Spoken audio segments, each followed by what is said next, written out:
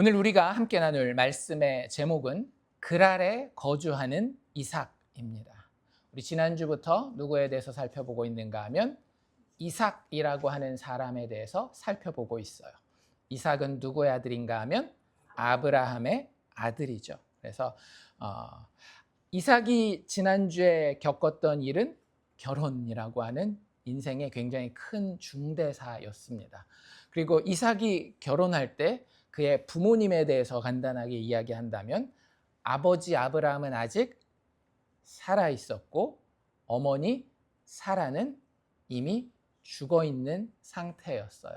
그래서 본인이 한 대략 40세 조금 되기 전에 어머니가 돌아가셨고 이삭이 결혼한 나이는 한 40세 어간 정도 된 겁니다. 그래서 그 결혼하는 이야기가 쭉 나왔고 24장 이야기가 창세기에서 가장 길다라고 말씀을 드렸죠. 그래서 성경에서는 반복되고 길게 이야기하는 게 중요한 거라고 말씀드렸는데 왜 이삭의 이야기가 중요한가 하면 하나님이 이삭의 결혼 이야기를 통해서 하나님이 약속하신 그 언약을 절대 끝내지 않고 그 씨의 소망이 계속 이어져서 마침내는 누구에게 이르러서 예수 그리스도에 이르러서 완성되게 하실 것을 보여주는 아주 중요한 장면이었기 때문에 창세기에서 그렇게나 길게 이야기하고 있다라고 말씀을 드렸습니다. 그리고 더 나아가서 그 예수의 오심의 확실한 만큼 확실한 것이 무엇인가 하면 그 예수께서 오늘도 하나님 백성의 삶 가운데에 성령으로 임하셔서 그들을 구원하시고 그들을 인도하시는 것은 우리의 눈에 환경에 보는 것과 상관없이 너무나도 분명하게 성취될 것이라고 하는 것을 동시에 보여주는 것이라고 말씀을 드렸습니다. 그리고 거기에 맞게 준비되는 신부, 그 신부의 이름은 누구였어요? 리브가였죠.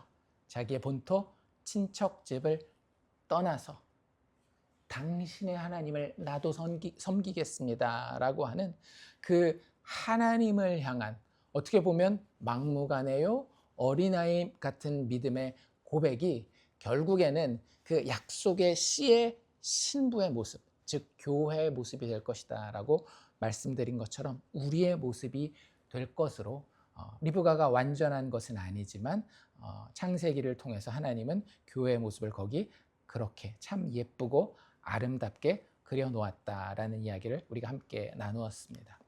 그리고 오늘 우리가 이제 26장으로 넘어왔어요. 그리고 이 26장은 시간적으로 어떻게 되는가 하면 드디어 이삭의 아버지인 아브라함도 죽은 이후입니다. 그래서 지난주에 이제 저희가 24장 받고 오늘 26장 보고 있는데 그 사이 25장에 아브라함이 죽게 돼요. 아브라함이 죽기까지는 기간이 좀 됐던 것 같은데요. 아브라함이 사라가 죽고 이삭이 결혼하고 난 이후에 자기도 장가를 갑니다. 새 장가를 가요. 그래서 그 25장 이렇게 나중에 혹시 기회가 돼서 보시면 후처를 얻었다라고 이야기하고 있고 그 아내의 이름은 그두라라고 하는 여자가 나옵니다. 그리고 그 그두라를 통해서 아브라함은 무려 6명의 아들을 낳아요. 여러분 같으면 어떠시겠어요? 사라랑 살면서 한 명 낳았단 말이에요. 진짜 힘들었어요. 애 낳고 그 가문을 잇느라고. 근데 두 번째 아내, 뭐 사라가 있는데 데려온 것도 아니잖아요. 이제 사라는 사별했고 후처를 얻어서 그두라랑 결혼했는데 아들을 쑥쑥 낳더니 6명이나 낳았단 말이에요. 그럼 아브라함 생각에 욕심이 날 것 같아요? 안 날 것 같아요? 욕심이 저라면 날 것 같아요. 야, 이삭, 그래, 이삭 너는 장남 역할을 잘해. 근데 나머지 그두라에게서 난 너희들도 그 가문에 힘을 좀 보태면 좋겠다. 이런 마음이 인지상정일 것 같은데 아브라함이 그렇게 하지 않습니다. 그 6명의 아들과 또 그 6명의 아들에게서 많은 손자들까지 태어나거든요. 충분히 그들을 볼 만큼 아브라함이 오래 살았는데 나중에 175세에 죽거든요. 그 오래 사는 동안에 아브라함이 이 그두라를 통해 낳은 아들들에게 한 일이 무엇이었는가 하면 이스마엘 우리가 쫓아낸 게 아니라고 얘기를 했잖아요. 그렇죠? 이스마엘도 결국에는 나중에 그 아브라함 장례식 할 때 다 오고 한 것처럼 그 멀리 떨어져 있게 한 것처럼 이 6명의 아들들을 재산을 다 나눠줍니다. 그들이 필요한 만큼 충분히 살 만큼 재산을 나눠주고 동쪽으로 이동하게 해요. 그리고 그 약속의 땅에는 누구만 남겨놓는가 하면 이삭만 남겨놔요. 그러니까 아브라함이 참 오래 살았잖아요. 100년을 넘겼을 뿐만 아니라 이제 죽음을 바라보는 한 170년 가까이 살았을 때에 그의 믿음이 이제는 힘이 좀 빠지는 거예요. 좋은 의미에서. 힘이 있을 때는 어떻게 해요? 믿음이 있다 하면서 주님 제가 한번 해보겠습니다 이러잖아요. 근데 좋은 의미에서 아브라함이 이제 믿음이 성숙의 단계에 좀 들어가면서 힘이 빠지는 겁니다. 자기한테 가능성이 있었던 모든 것들을 옛날에는 어떻게 해서든지 끌어오고 어떻게 해서든지 붙들려고 했는데 이제는 하나님이 말씀하신 거 한 개만 그냥 남겨놓는 거예요. 뭐예요? 이삭만. 하나님이 100세에 낳을 수 없는 가운데 마치 없는 것이 있게 하시는 창조를 경험하게 하시는 그 이삭. 그리고 모리아산에서 제사의 번제 제물로 바쳐서 죽은 것 가운데 다시 살아난 것 같은 부활을 체험하게 한 그 이삭. 창조와 부활을 다 체험하게 한 그 이삭 하나에만 자신의 믿음을 두게 되는 그런 믿음의 성숙의 단계에 나아갑니다. 그렇다고 인생을 막 함부로 살진 않았어요. 결혼도 했고 애도 낳고 재산도 잘 관리하면서 그들에게 잘 나눠주고 잘 가르쳐주고 했지만 본인의 마지막 영원한 소망은 어디에 있는 거예요? 하나님의 약속, 언약의 씨인 이삭에게만 있는 것을 보여줍니다. 그리고 그가 마침내 175세가 되어서는 죽게 되어지고요. 그의 장지는 어디였을까요? 그렇죠. 자기 아내 사라가 묻혀 있는 헤브론 땅에, 헤브론이라고 하는 좀 큰 도시에 막벨라 굴에 장사되어지게 됩니다. 그리고 그 장례식은 아까 제가 말씀드린 것처럼 이삭과 이스마엘이 같이 장사 지내서 그 아버지의 시신을 거기 묻어드리게 돼요. 그리고 나서 이삭은 어디에 살았을까요?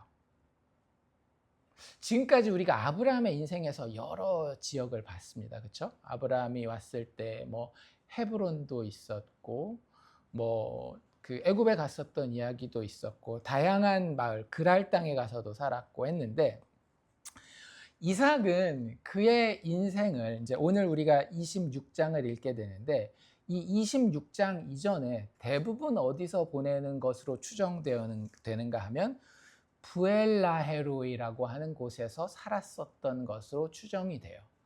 굳이 따진다라고 한다면 예루살렘 아시죠? 그렇죠? 예루살렘을 요쯤이라고 생각하면 사해바다 꼭대기보다 조금 더 위에 있거든요. 예루살렘이. 거기서 조금 내려오면 헤브론이에요.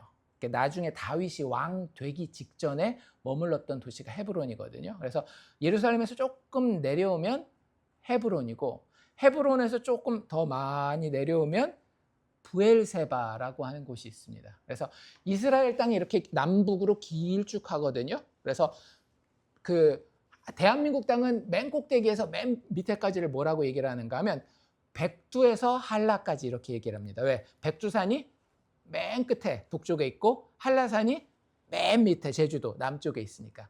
그거랑 똑같은 표현이 이스라엘 사람들한테 뭐냐면 단에서부터 브엘세바까지 들어보셨죠? 단에서 브엘세바까지라고 하는 표현을 쓰는 그 브엘세바가 그 헤브론보다도 더 밑에 내려가면 있어요.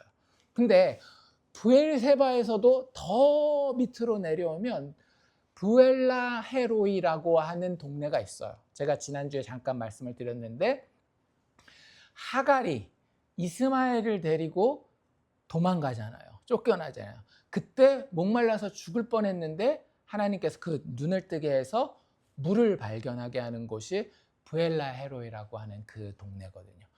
거기에 있다가 누구도 만났어요? 지난주에 보니까 리브가도 만나잖아요. 리브가가 그 멀리 메소포타미아 땅에서 이렇게 여행을 오다가 어디에 왔다라고 이야기를 하는가 하면 이삭이 있었던 부엘라 헤로이까지 왔다라고 얘기를 하거든요. 그래서 그 어떻게 보면은 정말 남쪽에 가 있었던 거예요. 굳이 이유를 생각해 본다라고 하면은요. 제가 지난번에도 말씀드린 것처럼 그 당시에 아브라함과 이삭에게 약속의 땅이 어디라고요? 가나안 땅이라고 말씀드렸는데 가나안 땅은 텅텅 빈 땅이 아니에요. 지금 식으로 이야기를 하자면 뉴욕시 같은 곳입니다. 외부 사람이 뉴욕시에 와서 살기가 쉬워요, 어려워요? 어렵죠. 왜요? 이미 사람들이 꽉 들어찼잖아요. 그러니까 렌트도 너무 비싸고 거기서 자기 마음대로 뭐 좌판이라도 피고 뭐 장사하는 것도 쉽지 않고 이렇단 말이에요. 그런 것처럼 가나안 땅에서 이렇게 발붙이고 산다라는 게 쉽지 않은 거예요. 그 당시에 아브라함의 가문, 이제는 아브라함은 죽고 이삭만 남았는데 이삭에게 가나안 땅에 들어가면 갈 수 있을 만한 데가 어디밖에 없었어요? 막벨라 굴. 근데 거기는 말 그대로 장례장이잖아요. 그 장지잖아요. 그러니까 거기서 사는 거는 좀 쉽지 않아요. 아브라함은 그나마 잔뼈가 굵고 거기서 전쟁도 하고 했으니까 뭐 만물의 그 상수리 나무 숲을 근처에 오래 장막도 천막도 치고 지내고 했지만 이삭은 그만큼 어떤 전쟁에 나가거나 이런 것들은 없어요. 이삭은 약간 좀 소극적이었었던 사람이었기 때문에 오히려 우리 여기서 본 것처럼 싸울 만한 일이 있으면 오히려 피해가고 싸울 만한 일이 있으면 피해가고 했기 때문에 거기서 버텨낸다라는 게 사실은 쉽지 않았던 것 같아요. 그리고 브엘세바도 아브라함이 정확하게 자기 소유로 만들기는 했었던 곳이에요. 근데 도시 전체가 아니라 딱 하나, 뭐만?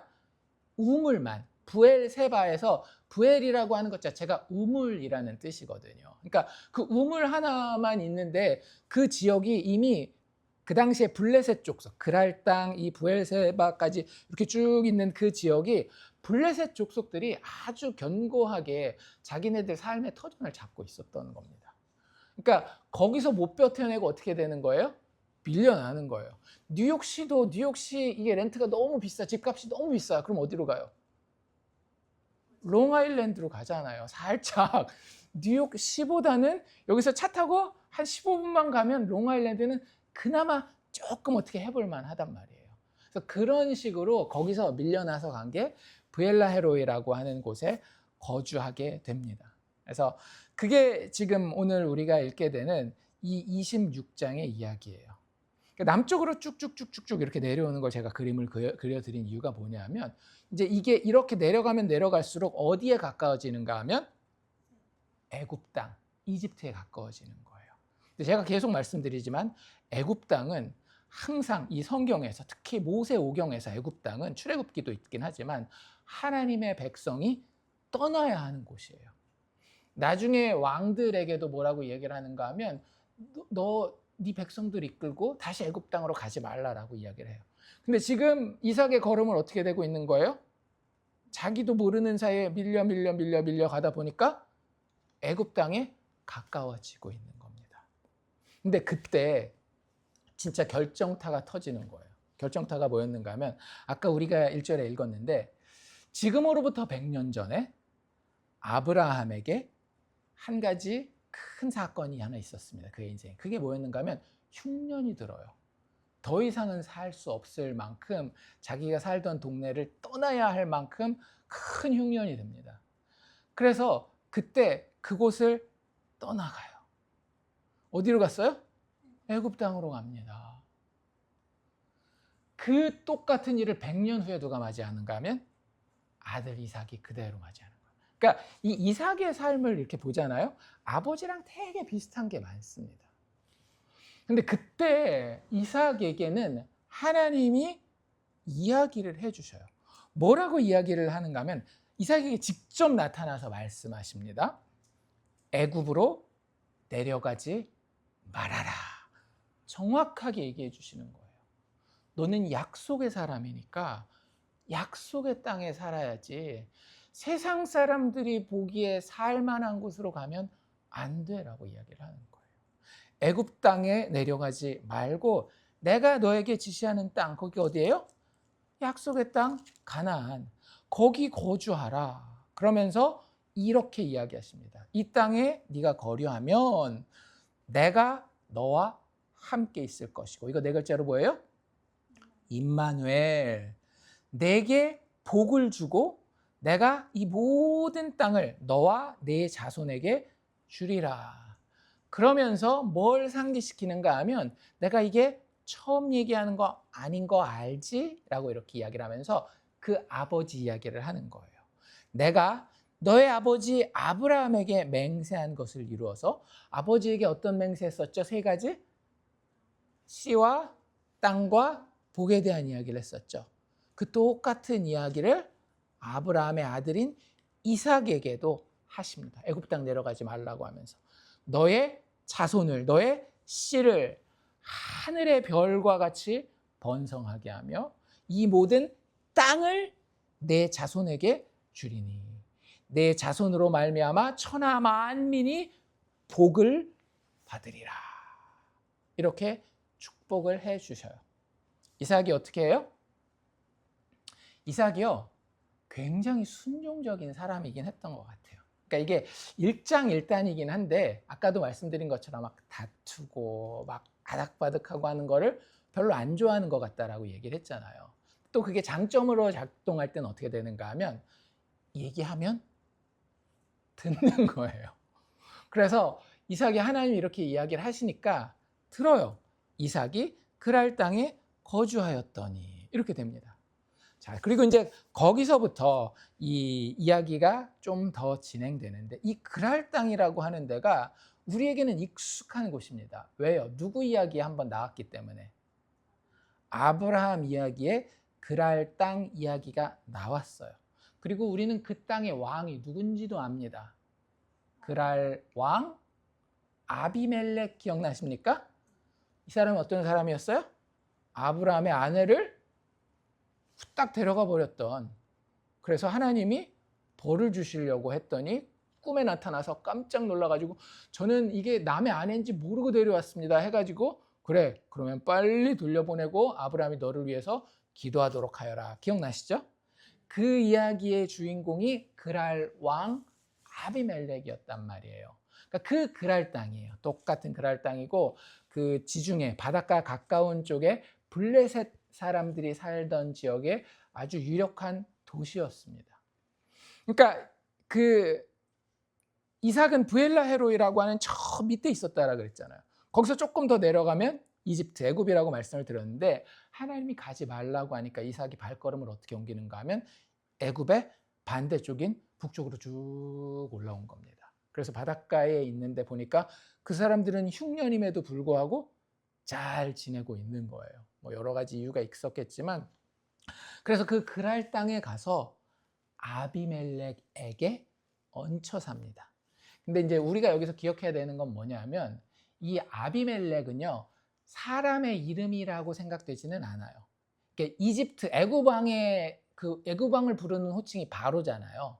근데 바로는 사람 이름이 아니라, 보통 이제 영화 같은 데 보면 파라오라고 이야기를 하면서 왕을 부르는 호칭입니다. 호칭. 뭐 왕을 부르는 호칭이 왕이라고 부르기도 하고 황제 이렇게 부르기도 하는 것처럼, 그 당시에 이 아비멜렉이 살던 그 지역, 그랄 땅, 블레셋 지역의 그 왕을 부르는 호칭이 아마 아비멜렉이지 않나라는 생각이 들어요. 그러니까 이름은 똑같이 아비멜렉이라고 나오지만 이름이라기보다는 호칭으로 생각하시고, 이 사람은 아브람 때 그 아비멜렉과는 아마 다른 사람이기가 쉬울 겁니다.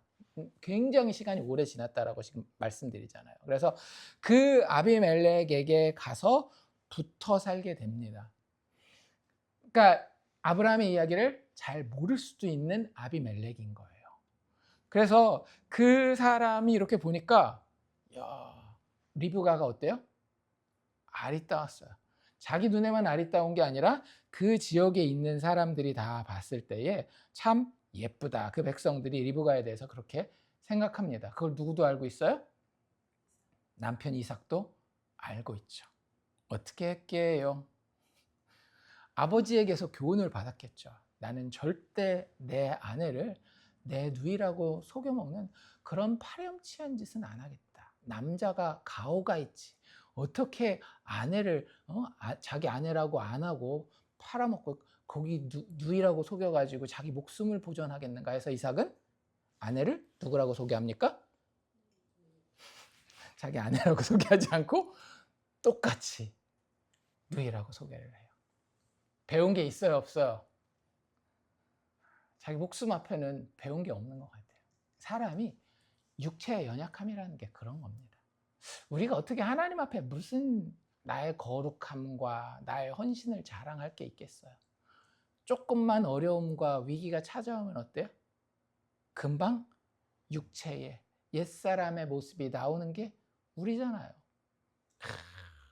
재산도 넉넉하고 자식들도 참 잘 된 것 같고 하면 어디 나가서 허허 웃고 막 이러는 것 같다가도 막 지금 당장 내 수중에 돈이 없고 막 몸도 힘들고 그러면 금방 또 짜증내고 낭망하고 버럭 화도 내기도 하고 이런 게 인간이고 이삭은 그 인간의 범주에서 크게 벗어나지 않는 사람이었었던 거예요. 그러니까 제발 이삭에게 좋은 점이 없다라는 게 아닙니다. 아까도 말씀드린 것처럼 참 온유하기도 했고 순종도 잘하고 하긴 했지만 그게 막 이야 역시 우리는 이삭을 본받아야 돼 이게 아니라 우리도 괜찮은 때가 좀 있지 않나요? 내가 봐도 야 내가 오늘은 좀 참 괜찮았다 하는 때가 있는 것처럼 이삭에게도 그런 면들이 있기도 하지만 그 바탕은 뭐예요? 여전히 연약하고 부족한 죄인이라고 하는 거예요. 그래서 결국에는 아내를 누이라고 속이고 자기 목숨을 보존하게 됩니다. 근데 꼬리가 길면 어떻게 돼요? 밟히는 거죠. 어느 날 아비멜렉이 자기 집에 있다가 창문을 열고 딱 밖을 봤어요. 저기 커플이 있네요. 누구랑 누구요? 이삭과 리브가가 있는 거예요. 근데 그냥 있는 것도 아니고 뭐 하고 있어요? 꼭 껴안고 있는 거예요. 야, 남사스럽게. 나중에 봤더니 이게 자기 누이가 아니라 아내였던 거예요. 그러니까 사실 이삭이 더 나빠요. 왜냐하면 아브라함은 실제 자기 아내 사라가 이복 누이긴 했잖아요. 근데 리브가는 누이도 아니에요. 완전히 없는 걸 막 꾸며낸 겁니다. 자기 보겠다고. 근데 그 상황에서 이 아비멜렉이 그걸 보고는 깜짝 놀라서 너 이게 무슨 일이냐라고 하면서 그 당시에 그래도 블레셋 땅에 아마 그 전에 아브라함에 대한 경험이 기록으로 남아 있었는지 말로 전해와 있는지 그건 모르겠는데 이 남의 아내 건드리는 거에 대해서는 되게 심각하게 생각했었던 것 같아요. 그래서 블레셋 왕 아비멜렉이 바로 불러서 너 어떻게 이 리브가를 네 누이라고 이야기를 했느냐? 그럴 수가 없지 않느냐라고 추궁을 합니다. 그 이삭은 뭐라고 얘기해요? 되도 않는 변명하고 있죠. 내가 그 아내라고 이야기하면 내가 죽게 될까 봐 무서워서 그랬습니다. 그래서 결국에는 아비멜렉이 너 때문에 큰일 날 뻔했다. 나나 혹은 우리 백성 중에 누가 네 아내를 취해다가 아내로라도 삼았으면 이게 큰 죄가 되었을 텐데 지금이라도 당장 네 아내니까 네가 잘 데려가고 내가 우리 백성들에게 다 얘기를 하겠다라고 법을 선포하죠. 뭐라고?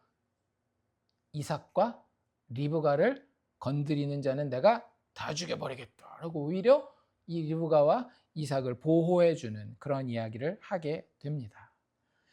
이제 이삭의 인생은 조금 피겠죠. 그렇죠? 진짜 이삭이 인생이 좀 핍니다. 그 일이 해결되고 나서 이 그랄 땅에 사는 게 훨씬 더 수월해졌어요. 왜? 그 땅의 왕이 인정한 사람이니까. 그렇잖아요. 그 땅의 왕이 인정한 사람이니까 그 지역에서 사는 게 훨씬 수월해집니다. 여기서 질문 하나.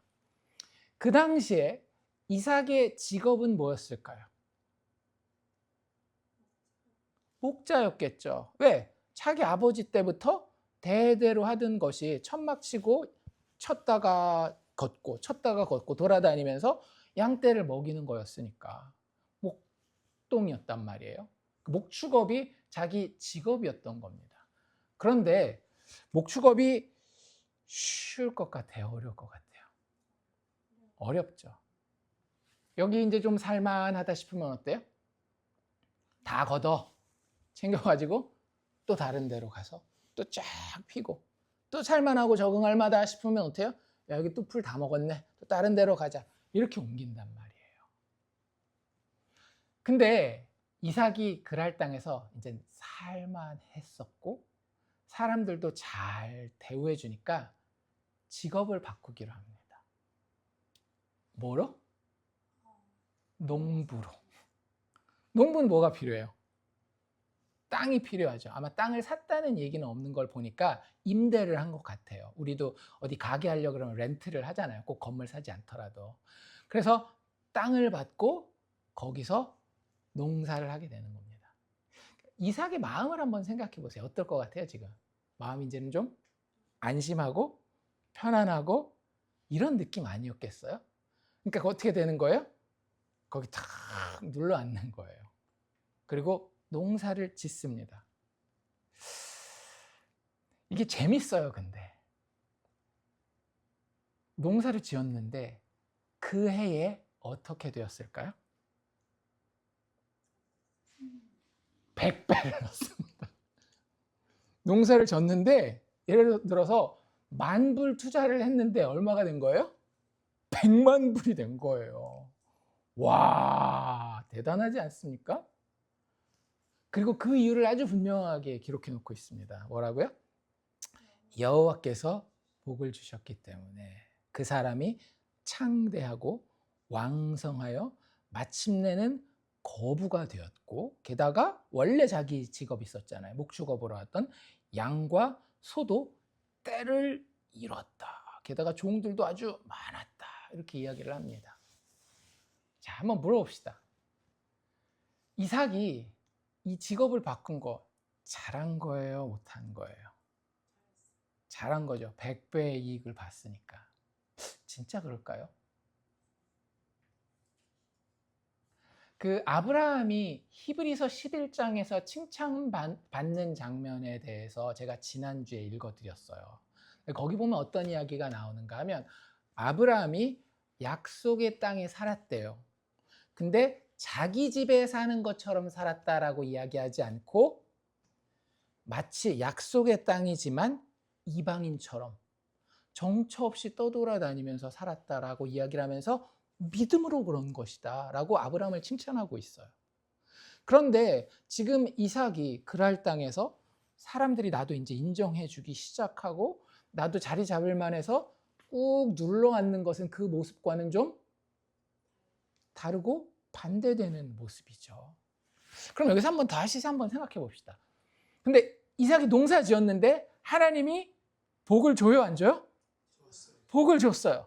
과연 무슨 복을 받은 걸까요, 이삭은? 우리는 그냥 이렇게만 단순하게 생각합니다. 아, 이삭이 직업 잘 선택했고 하나님께 순종 잘했기 때문에 하나님이 농사 100배 그 이득을 보는 그 복을 받았다라고 생각하기가 쉬워요. 근데 그게 진짜 이삭이 받은 복일까요? 뒤에 이걸 끝까지 근데 읽어보셔야 됩니다. 여호와께서 이삭을 복 주신 게 뭔지. 우리는 자꾸 눈에 보이는 농사가 잘 돼서 100배가 되고 양과 소가 늘어나고 막 풍성하게 되고 창대하게 되고 왕성하게 되고 거부가 되는 이런 것이 여호와의 복이라고 생각하는데 그게 그렇게 끝나지 않아요. 제가 그대로 한번 읽어봐 드릴게요. 이삭이 그 땅에서 농사하여 그 해에 100배나 얻었고 여호와께서 복을 주심으로 그 사람이 창대하고 왕성하여 마침내 거부가 되어 양과 소가 떼를 이루고 종이 심이 많음으로 블레셋 사람들에게 존경을 받았더라? 어떻게 돼요? 오히려 블레셋 사람이 그를 시기하여 그 조상까지 몰고 올라가는 거예요. 그 아버지 아브라함 때에 그 아버지의 종들이 판 모든 우물을 막고 흙으로 메웠더라. 그리고 아비멜렉이 직접 이삭을 부릅니다. 뭐라고요? 아비멜렉이 이삭에게 이르되 네가 우리보다 크게 강성한즉 우리를 떠나라. 뭐 하는 거예요? 쫓아내는 거예요. 우리식으로 얘기를 하자면 내가 가게를 하려고 세를 들어갔어요. 렌트를 들어갔어요. 근데 거기에 투자한 돈이 막 많이 들어갈 거 아니에요. 처음에 인테리어도 하고 막 사람도 써야 되고 막 해서 다 투자를 해놨는데 주인이 1년 동안 보니까 장사 잘해. 내가 들어가서 장사하면 되겠어 해가지고 그냥 그대로 놓고 나가 하는 거랑 똑같은 거예요. 자, 그럼 다시 물어봅시다. 이삭이 여호와께 받은 복은 뭡니까? 결국 그래서 이삭이 어디 가게 될까요? 아브라함의 약속이 있었던 맹세의 우물이라고 불리우는 브엘세바로 가게 됩니다. 여기 보면 이제 중간중간에 이런 것들이 나오지만 이삭이 받은 복은요 100배의 결실을 했다든지 거부가 되었다든지 이런 것이 아니라 오히려 그걸 통해서 자기가 그냥 편안하게 살려고 했는데 하나님이 야 거기가 네 집이 아니잖아. 내가 바라봐야 할 믿음으로 바라봐야 할 하나님이 지으신 터가 있는 그 도시를 바라봐야 되지 않겠니? 너의 육신의 생명도 넘어서는 하나님의 약속이 있는 그곳을 바라봐야 되지 않겠니? 그거 안 바라보고 이 세상에서 돈 좀 벌었다고 거기 그냥 그렇게 눌러 앉아 버릴 거야? 그러면 안 되지. 너는 약속의 씨잖아. 그 영원한 약속을 향해서 같이 가자라고 자기가 안 가니까 어떻게 되는 거예요? 블레셋 사람들을 통해서라도 쫓아낸 것이 이삭이 여호와 하나님께 받은 복이라고 하는 거예요. 그러니까 뭐 100배를 그 농사 지어서 이익을 내고 거부가 된 것이 복이 아니라는 게 아니라 그 모든 과정을 통해서 결국에 여호와께서 이삭에게 허락하신 복의 핵심이 뭐였는가 하면 하나님의 약속, 하나님의 언약을 향해 나아가게 하는 거예요. 세상에 안심하고 푹 주저앉는 게 아니라. 그게 이삭이 받았던 복이라고 하는 겁니다. 그래서 결국에 쫓겨 나가요. 아버지가 팠었던 우물, 그러니까 이삭이 막 자기가 막 모험심이 강하고 막 개척 정신이 강하고 그런 사람이 아니기 때문에 이제는 쫓겨나니까 큰일 났잖아요. 지금도 우리가 이 집에서 쫓겨난다라고 생각해봐요. 당장 어디서 살아야 될지 되게 걱정하지 않겠어요? 쫓겨나니까 기억을 더듬습니다. 어디를 더듬는 거예요? 자기 아버지랑 다녔던 데들을 기억을 더듬는 거죠. 그리고 이삭이 머리가 나쁘진 않았어요. 이삭이 살았던 모든 동네들 있잖아요. 그 동네들은 다 이름이 뭘로 불리는가 하면 우물의 이름으로 불립니다. 부엘라 헤로이도 우물이라는 뜻이고요.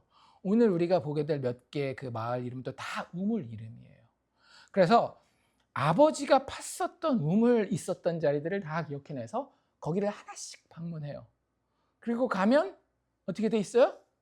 막혀 있죠. 왜? 블레셋 사람들이 저 꼴 보기 싫어 해가지고 다 막아버렸으니까. 다시 그걸 파는 거예요. 파고 그걸 이름을 다시 붙입니다. 어떤 이름으로? 아버지가 붙였던 이름으로. 그러니까 이 과정이 어떤 과정이냐면요. 하나님이 약속하셔서 인도한 아버지의 그 삶, 믿음의 조상의 그 삶을 다시 한번 재발견해 가는 거예요. 이삭은 그 농사 짓고 블레셋에서 이제 평안하게 자리 잡으면서 자신의 눈을 어디다가 두기를 원했는가 하면 세상의 눈에 보이는 것에 두기를 원했는데 하나님 그를 그 편안한 자리에서 이끌어내셔서 너의 아버지 믿음으로 살았었던 그 아브라함의 믿음의 발자취를 하나하나 그대로 따라가게 하는 겁니다. 그리고 그걸 다시 파는 거예요. 그랬을 때에 그 과정이 쉽지가 않은 거예요. 야, 우리가 믿음으로 쫓아갔으니 그 삶은 이제는 평안할 것이다라고 생각하면 큰 착각이라고 하는 거예요. 그래서 하나하나 나오는데 20절에 보면 그랄 목자들이 이삭 목자들과 싸우게 됩니다. 왜요? 우물을 놓고. 이 우물은 지금 물이 막 나오고 있거든요. 누가 팠어요? 이삭의 종들이 지금 막 파놓은 겁니다. 누가 메꿨기 때문에? 그랄의 목자들이 메꿨기 때문에. 그런데 그 사람들이 다시 와가지고 이삭의 목자들한테 뭐라 그래요? 이 물 우리 거야. 왜 니네가 이거 가지고 쓰려 그래? 이러고 있는 거예요. 지들은 막아놨는데. 그걸 파서 쓰는 사람이 생기니까 이 물 우리 거야 라고 거기서 싸우게 됩니다. 이삭이 어떻게 해요? 그 물 이름을 에색, 이게 무슨 뜻인가 하면 다툼이라는 뜻입니다. 이삭이 그 이름을 에색이라고 짓고 거기를 떠나요. 그리고 그 다음에 또 아버지가 어디 그 우물을 팠었지 기억해가지고 또 갑니다. 거기서 우물을 팠더니 또 어떻게 해요? 그랄의 목자들이 와가지고 또 이게 내 물이다라고 그러고 있는 거예요. 그래서 그 우물 이름은 뭐라고 짓는가 하면 신나라고 짓습니다. 신나의 뜻은 뭐냐면 대적하다 뭐 이런 뜻이에요. 그래서 그 다음 지역으로 또 옮겨가요. 그리고 거기서 또 우물을 팠는데 여기는 아마 동네가 좀 이렇게 확 트이고 넓은 데고 뭐 여럿이 있어도 크게 막 걸리적거리는 그런 데는 아니었던 것 같아요. 그러니까 지금 어떻게 오는지 아시겠어요? 도시 중심가에서 점점 변디르르 밀려나니까 금싸라기 땅에 있을 때는 안 돼 밀어내는데 이제 이쯤 오니까 어떻게 되는 거예요? 그래 거기는 가지도 않는다 하면서 이게 더 이상 싸우지 않게 됐다는 거예요. 그래서 거기서 더 이상 싸우지 않고 그 우물 이름을 뭐라고 이름 붙이는가 하면 르호봇이라고 이름을 짓습니다. 르호봇이 무슨 뜻인가 하면 넓은 곳 이런 뜻이라는 뜻이에요. 그래서 넓은 곳에서 거기서 우물을 짓고 이렇게 생각합니다. 우리를 위하여 하나님이 넓게 하셨으니 이 땅에서 우리가 번성하리라 라고 이야기를 해요. 그러면 그냥 상식적으로 생각했을 때는 이제 이삭의 삶의 거점은 어디가 되어야 되는 거예요? 르호봇이 돼야 되겠죠. 왜? 지금까지 가는 데마다 그렇게 블레셋 사람들이랑 아득바득 싸우고 힘들어서 쫓겨나고 도망가고 이렇게 됐는데 어디에 오니까? 이 르호봇에 오니까 하나님이 보호해 주시는 것 같은 거예요. 땅도 널찍하고 뭐 우리가 막 풍족하게 그럴 수 있는 그건 아직 아니지만 그래도 최소한 싸우거나 쫓겨날 일은 없어 보인다라는 거죠. 앞으로의 이삭의 삶은 르호봇을 중심으로 하나님께서 축복을 부어주시는 그런 것들을 보게 될 것 같아요. 그런데 르호봇에서의 이삭의 삶은 성경에 거의 기록되지 않습니다. 그냥 거기 그렇게 자리 잡았었더라 하고 끝이에요. 그리고 오히려 이삭은 거기서 이사를 나가게 됩니다. 뭐 여러 가지 이유가 있겠죠. 학자들은 이렇게 생각을 해요. 이게 아마 거기 사람들이 와서 쫓아내지는 않았지만 여전히 거기가 블레셋 땅이거든요. 블레셋 사람들에게서 땅은 조금 어떻게 여유를 가지고 받았는지 모르겠지만 심정적으로 안정되지 못했겠다라는 그런 생각을 합니다. 그리고 아직 블레셋 땅이라 그랬잖아요. 그게 남의 땅에 사는 거는 천대 맞는 거예요. 근데 왜 남의 땅에 가서 살게 됐어요? 흉년 때문에 그랬잖아요. 아마 이제는 흉년이 끝났었기 때문에 이제 그 블레셋 땅에서 벗어난다라고 보는 학자들도 있어요. 그런데 한 가지 우리가 생각해 볼 건 뭔가 하면 결국 이 르호보암을 떠나서 이삭이 가는 동네가 어딘가 하면 브엘세바에 가게 됩니다. 근데 그 브엘세바가 어떤 곳이었어요? 아브라함이 우물을 팠던 곳이에요. 맹세의 우물이라고 하는 뜻이거든요. 브엘이 우물, 시바라고 하는 게 맹세라는 뜻인데 아비멜렉과 맹세해요. 야, 우리가 너를 해하지 않고 너희도 우리를 해하지 않기로 서로 이야기하자. 그 당시에 아비멜렉이 아브라함한테 하나님이 너랑 함께 하시는 걸 보니까 우리가 너희한테 함부로 하면 안 되겠으니까 너희도 우리한테 함부로 하지 마라고 하면서 그 전에도 아브라함을 계속 아비멜렉이 괴롭혔거든요. 사실은 잘해주지 않았어요. 그래서 그 가운데에 아브라함이 자기가 그 땅에 어떻게 해서든지 그래도 살기는 살아야 되는데 여기까지 와서 나를 괴롭히지 않았으면 좋겠는데 이 우물만은 더 이상 못 양보한다라고 해서 맹세해서 하나님이 허락하신 것이 그 브엘세바거든요. 이삭은 그걸 어렸을 때 봤단 말이에요. 그래서 그 브엘세바를 향해 이 르호봇에서 나아가게 되는 겁니다. 즉 하나님의 약속의 장소, 약속의 땅으로 아버지 때에 체험했었던 하나님의 그 약속의 장소로 이 이삭의 발걸음이 옮겨지는 것이다 라고 이야기를 하는 거예요. 그래서 거기에 가서 살게 돼요. 23절에 보면 이삭이 거기서부터 이 르호봇에서부터 브엘세바로 올라갔다라고 이야기를 합니다. 그리고 그때 하나님이 밤에 나타나요. 아마 꿈에 나타나신 것 같아요. 그리고는 뭐라고 이야기를 하시는가 하면 나는 내 아버지 아브라함의 하나님이니 두려워하지 말라. 내 종 아브라함을 위하여 내가 너와 함께 있어. 아까 했던 임마누엘의 축복이죠. 너에게 복을 주어 내 자손으로 번성하게 하리라.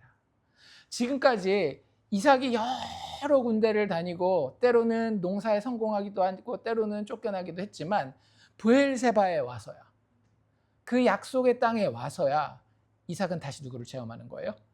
하나님을 체험하는 거예요. 그 하나님이 나타나시는 것을 체험하고 이삭이 그 다음날 바로 어떻게 하는가 하면 제단을 쌓고 여호와의 이름을 부르며 거기에 장막을 치게 됩니다. 장막은 뭐라 그랬어요? 텐트라고 이야기를 했죠. 언제든지 옮길 수 있는 그 집을 치고, 그리고 거기에서 이삭의 종들이 나아가서 우물을 다시 파기 시작해요. 왜? 브엘세바 우물도 이제는 어떻게 됐기 때문에 다 막아놨기 때문에 이제 여기 자리 잡기 시작하는 첫 장면이 그 장면인데, 문제는 뭐냐면 아니 좀 자리를 좀 잡으려고 하면 옆에서 좀 그냥 놔두면 좋잖아요.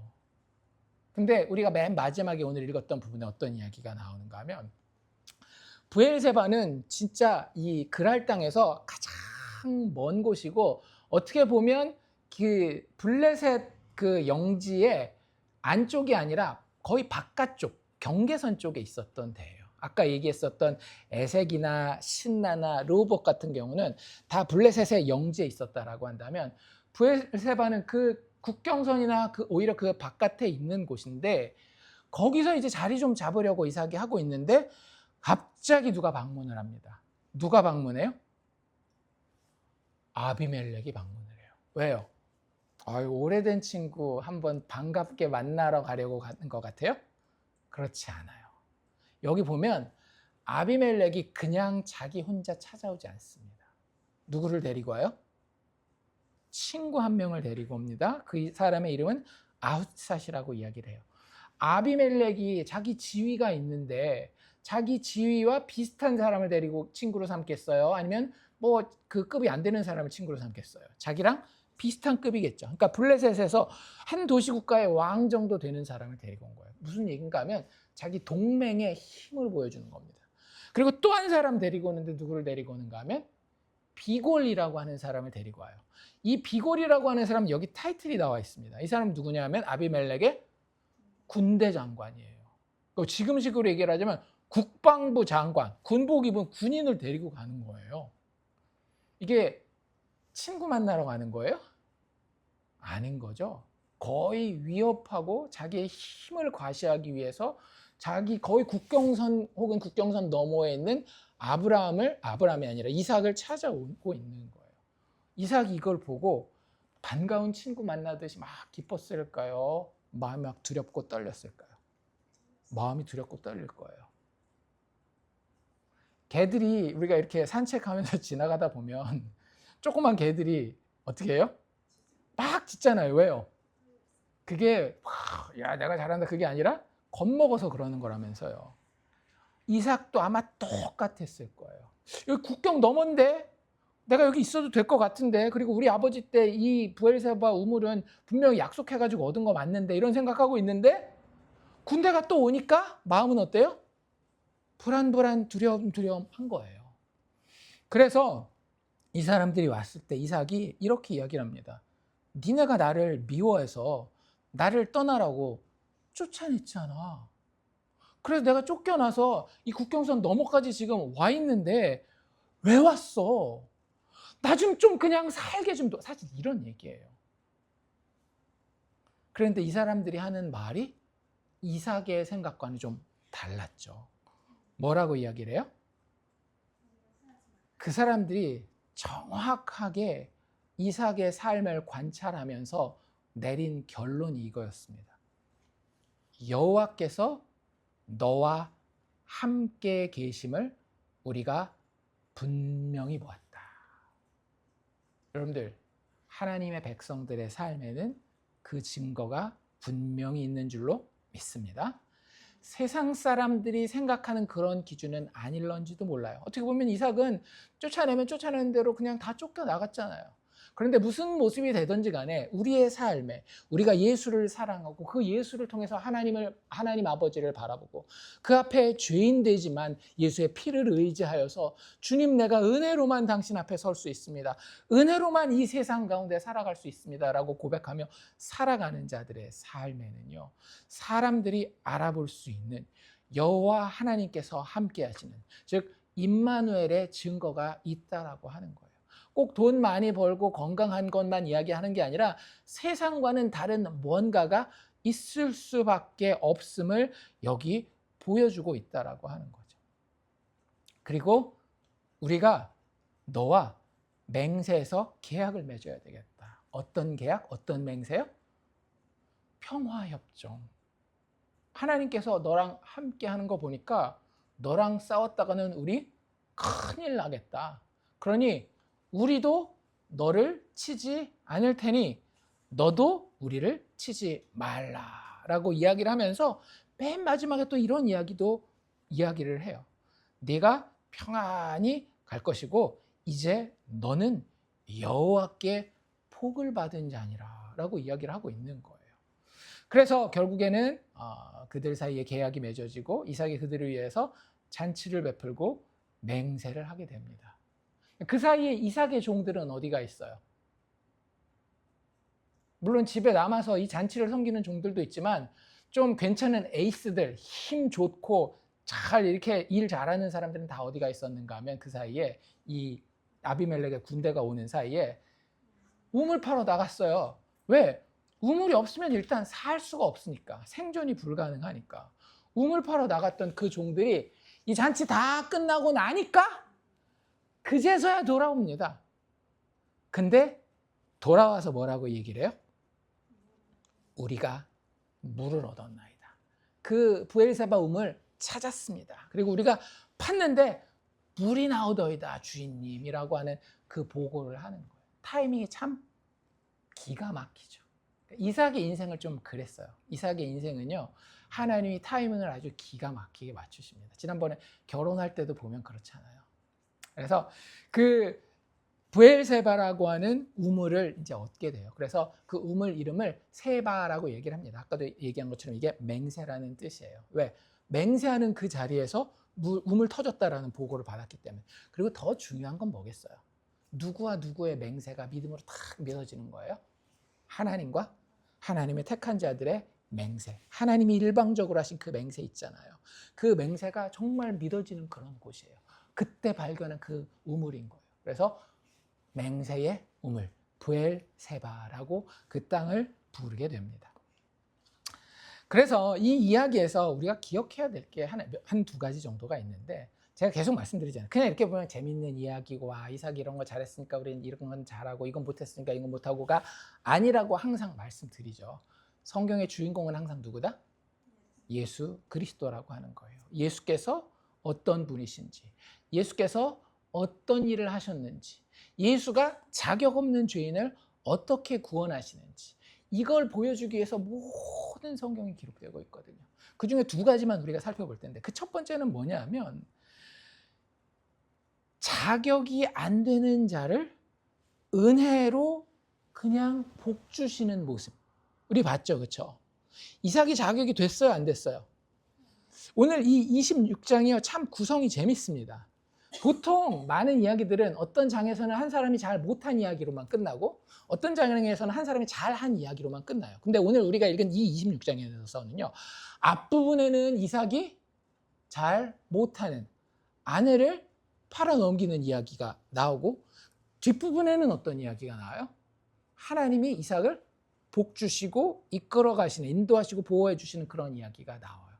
사실은 이 두 이야기가 같이 가기가 어렵죠. 우리가 생각해도 그렇잖아요. 잘했을 때 복을 주고 못했을 때 벌을 받는 게 인지상정 아닙니까? 근데 이 26장의 이야기는요, 의도적으로 이렇게 포장이 되어 있는 거예요. 이삭은 어때요? 아내를 누이로 속이는 자격도 안 되는 자예요. 그런데 하나님은 어떻게 하고 있어요? 그 자격 없는 자를 그냥 그저 하나님이 일방적으로 은혜 가운데에 복 주시고 있는 모습이라고 하는 겁니다. 어떻게 이게 가능할까요? 사실 오늘 우리가 읽은 데에 나와 있어요. 내가 너에게 복을 주겠다. 너에게 씨와 땅과 복을 주겠다라고 이야기할 때에 하나님이 이런 말씀을 이삭에게 하십니다. 5절인데요. 내가 이렇게 너에게 복을 주는 이유는 말이야. 아브라함이. 너 말고 누가? 아브라함이 내 말을 순종하고 내 명령과 내 계명과 내 율례와 내 법도를 지켰습니다. 복은 누가 받아요? 이삭이 받아요. 그런데 그 복을 받아야 될 자격은 누가 갖췄어요? 아브라함이 갖췄어요. 근데 이 이야기, 아브라함이 그 순종하면 하나님이 복 주시는 이야기가 여러 번 아브라함 이야기에 나오잖아요. 그 중에 아주 이 이야기와 밀접하게 관련된 게 어디냐 하면 18장에 가면 나옵니다. 근데 그 18장에서도 아브라함이 여러 가지 좋은 거 안 좋은 거 나오는데 18장에서는 좀 좋은 이야기로 나오고 예수님을 예표하는 모습으로 나오거든요. 18장이 어떤 이야기인가 하면 소돔과 고모라를 하나님이 멸망시키기 직전이에요. 근데 소돔과 고모라는 누가 살고 있었어요? 조카 롯이 살고 있었단 말이에요. 그래서 아브라함이 하나님 앞에 뭐라고 해요? 그 도시를 좀 심판하지 않으면 안 되시겠습니까? 라고 중보의 기도를 하잖아요. 그래서 그 장에서의 아브라함은 특별히 누구를 더 예표하고 있는가 하면 예수님을 미리 보여주고 있는 거란 말이에요. 그런데 그 아브라함에게 내가 소돔을 멸망시킬 것이다. 그런데 아브라함이 하나님 이 의인이 있으면 멸망시키지 않겠습니까? 이 대화가 왔다 갔다 하기 직전에 하나님이 아브라함에 대해서 아주 그 칭찬을 하시고 넉넉하게 축복을 하시는 이야기가 나와요. 뭐라고 이야기를 하고 있는가 하면 아브라함은 강대한 나라가 되고 천하 만민은 그로 말미암아 복을 받게 될 것이 아니냐.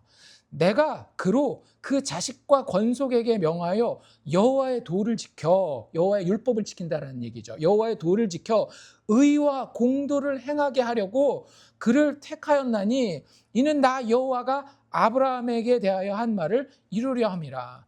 내가 아브라함에게 나의 법을 줄 텐데 그가 그것을 잘 지켜서 내가 잘 지켰으니까 당연히 복 주는 그 복을 아브라함에게 주겠다라고 이야기한 게 18장이란 말이에요. 근데 아브라함이 진짜 잘 지켜요, 못 지켜요? 잘 지켰다라고 볼 수도 있지만 위기도 많았고 기준을 어디에 두느냐에 따라서 못 지켰다라고 이야기할 만한 순간도 되게 많았죠. 그러니까 이게 아브라함에 대한 이야기이기도 하지만 아까도 말씀드린 것처럼 동시에 죄인과 하나님 사이에서는 어떤 중보자에 대한 묘사로 볼 수 있는 거예요. 그게 누구예요? 예수님이잖아요. 그래서 방금 읽은 그 부분을 아브라함이라는 말 대신에 예수라고 바꿔서 제가 한번 읽어볼까요? 이렇게 읽어집니다.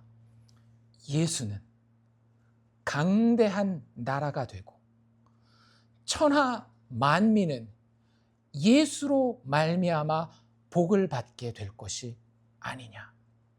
내가 예수로 그의 자손과 권속에게 명하여 여호와의 도를 지켜 의와 공도를 행하게 하려고 예수를 택하였나니 이는 나 여호와가 예수에게 대하여 말한 말을 이루려 함이니라.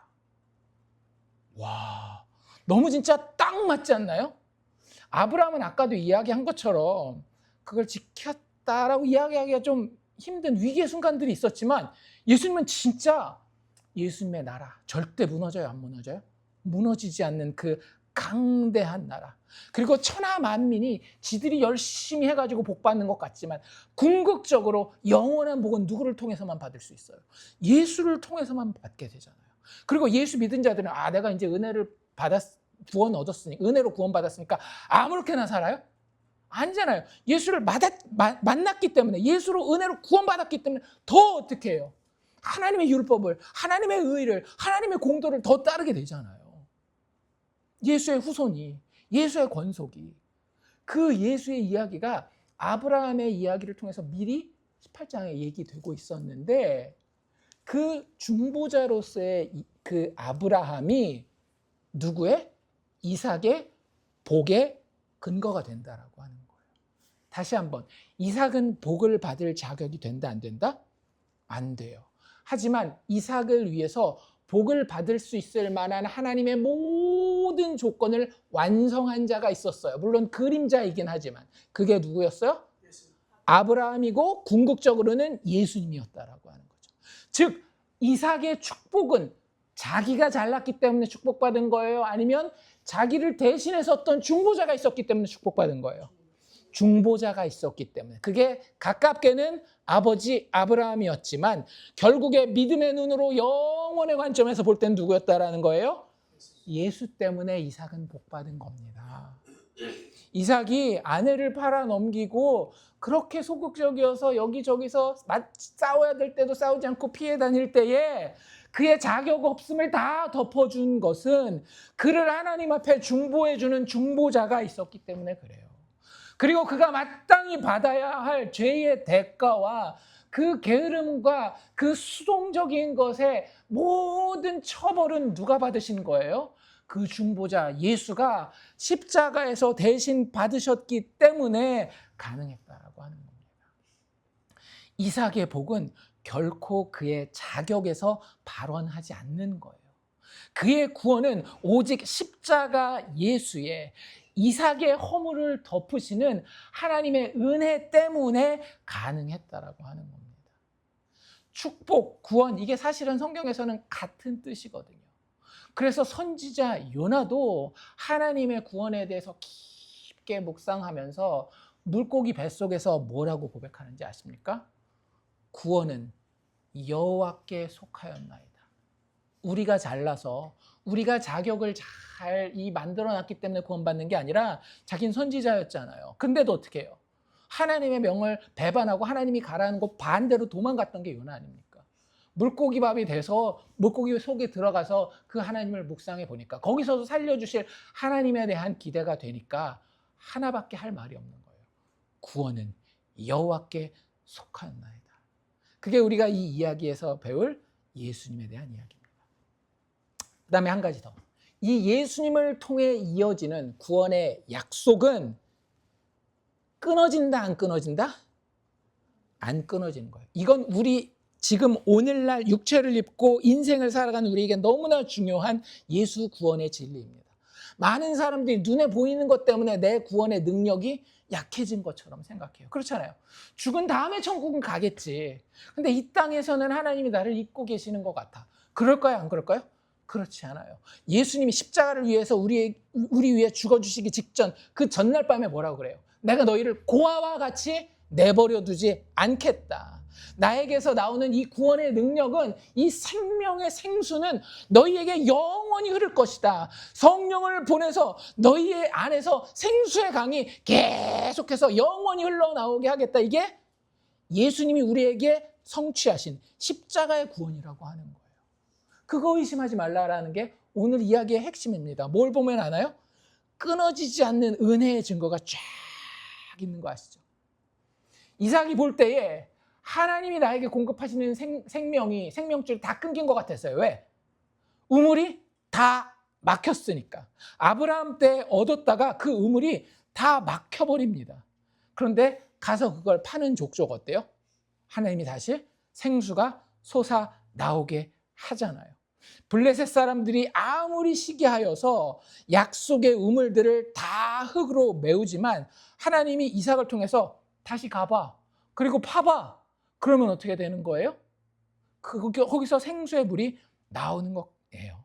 마지막에 브엘세바, 하나님의 맹세의 우물인 겁니다. 그냥 단순히 아브라함과 혹은 이삭과 아비멜렉 사이의 맹세가 아니라 누구와 누구 사이의 맹세인 거예요? 하나님과 하나님 백성 사이의 맹세인 거예요. 그 맹세는 세상이 아무리 흙으로 덮어서 막으려고 해도 막혀요, 안 막혀요? 안 막혀요. 나의 건강이나 나의 물질적인 상황이나 나의 망가진 인간관계가 절대 하나님의 생수의 강이 흘러나오는 것을 멈출 수가 없는 겁니다. 내가 해야 되는 건 뭐예요? 믿음으로 가서 그냥 파면 되는 거예요. 그랬을 때에 마지막에 이삭이 만났던 곳이 어디예요? 브엘세바, 맹세, 약속의 우물을 만나게 되는 것 아닙니까? 다 막힌 것 같고 죽어버린 것 같아도 여전히 이어지는 하나님의 언약, 그게 어디서도 나와요? 예수 그리스도의 생애에도 그대로 나오지 않습니까? 하나님께서 하나님의 나라를 예수를 통해서 회복시키실 것 같아요. 병자를 고치시고 가난한 자들을 먹이시고, 근데 그가 어떻게 돼요? 십자가에서 죽어버리잖아요. 와, 하나님의 구원이 이렇게 끝나나 보다 하는데 어떻게 돼요? 부활하신단 말이에요. 그게 하나님이 이루실 구원이라고 예수님이 선언했고, 그 예수님이 오기 전에 이 우물이 그걸 증거하는 겁니다.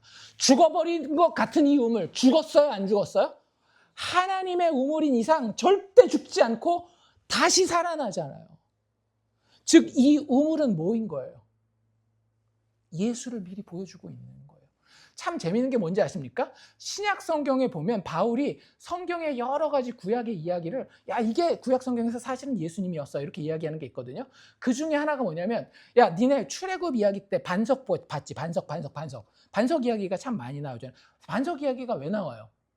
반석을 쳤더니 물이 터지니까.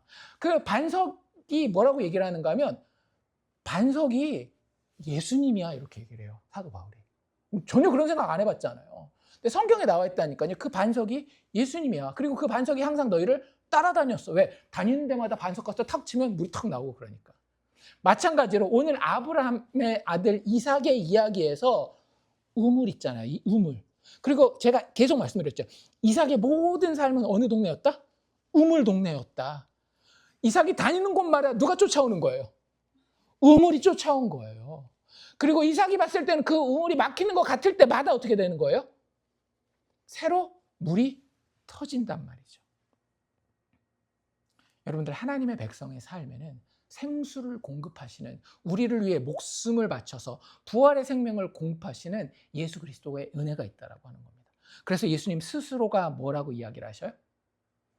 내가 주는 물을 마시는 자는 영원히 목마르지 아니하리니 내가 주는 물은 그 속에서 영생하도록 솟아나는 샘물이, 우물이 되리라.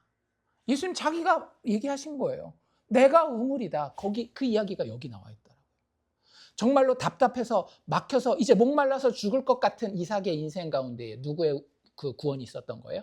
생수의 근원 되시는, 우물 되시는 예수의 은혜가 이삭의 삶에 계속 있었던 겁니다. 오늘날도 똑같은 거예요. 그래서 베드로는 이 부활의 소망에 대해서, 생수의 소망에 대해서 이렇게 이야기를 합니다. 베드로전서 1장 3절 4절에 보면 우리 주 예수 그리스도의 하나님 아버지를 찬송하리로다. 그의 많으신 긍휼대로 예수 그리스도를 어디에서? 죽은 자 가운데서 부활하게 하심으로 말미암아. 예수의 부활이 예수에게만 멈추는 것이 아니라 우리를 거듭나게 하사 산 소망이 있게 하시며 썩지 않고 더럽지 않고 쇠하지 아니하는 유업을 잊게 하시나니 곧 너희를 위하여 하늘에 간직하신 것이라. 우리가 비록 이 땅을 살아가지만 우리는 이 땅에서 저 하늘의 영원한 부활 생명을, 멈추지 않는 하늘의 생수를, 그 우물을 누리면서 이 땅에서부터 살아간다라고 하는 겁니다. 이삭은 그렇게 인생을 살았던 거예요. 이삭이 실제 그의 인생을 마치려면 아직 한참 남았어요. 오늘 우리가 26장 읽었는데 35장이나 가서야 이삭이 죽어요. 그런데 더 이상 이 26장 이후에는 이삭의 이야기가 이렇게 누구의 아버지 이렇게는 나오지만 이삭이 주인공이 되는 이야기로 나오지 않습니다. 사실 이삭의 인생이 보여줄 수 있는 건 여기까지가 끝이라고 하는 거예요. 나중에 헤브론, 그 마므레 근처에서 180세의 인생을 마치게 되는데, 우리는 이런 이삭의 인생을 보면서 그냥 큰 고생 없이 편안하게 하나님 앞에 축복을 받은 사람, 나도 하나님 앞에 저렇게 평안하게 좀 살다 갔으면 좋겠다, 이런 모델로 우리에게 주어진 것이 아니라, 이삭의 삶은 우리에게 왜 주어졌느냐? 예수 안에서 드러날 하나님의 은혜와 하나님의 끊이지 않는 은혜의 공급을 보여주기 위해서 우리에게 여기 기록되어 있음을 오늘 우리가 이 말씀을 나누면서 배울 수 있기를 원합니다. 예수 그리스도의 십자가의 죽음과 부활을 통해 은혜로 영원한 복을 받고 그분이 다시 살아나셨기 때문에 이 땅을 살면서도 죽음 너머에 소망을 가졌음을 기억하고 그리고 그 축복을 충분히 누리면서 살 수 있는 우리가 다 되기를 주의 이름으로 축원합니다.